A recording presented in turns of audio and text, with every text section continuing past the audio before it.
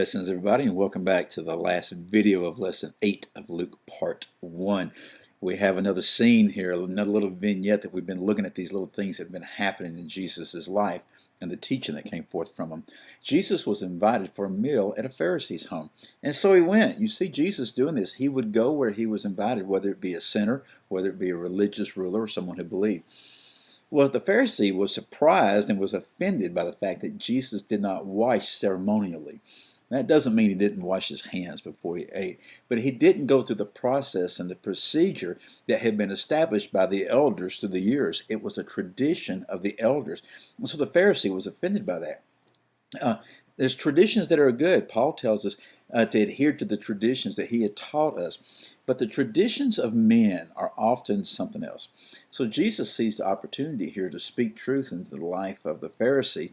And he was very, very bold about it. And I think there's some pictures here for us, how we need to be, how we need to speak forth the truth. We speak forth the truth in love, particularly to those that are of religious leadership and those who profess to be believers. He told the Pharisees, "Oh yeah, you Pharisees, y'all look great on the outside, but on the inside, you are wicked." And then he started just speaking these woes to the Pharisees.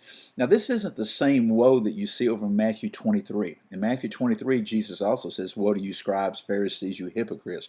It's a different situation. At that point, he's in the temple, and he's about to go out, and it's the end of his life. Here he's in a home, but he's speaking forth the same type of thing. So he said, "Pharisees, you pay tithes, and you do all these fine little detailed things of the law, but you disregard justice and love."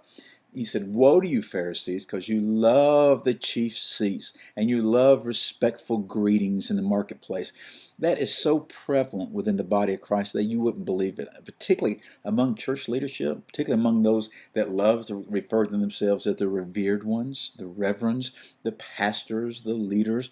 Not all now hear me carefully, you know what I mean, but I think you would be dumbfounded if you saw how they acted when they got together.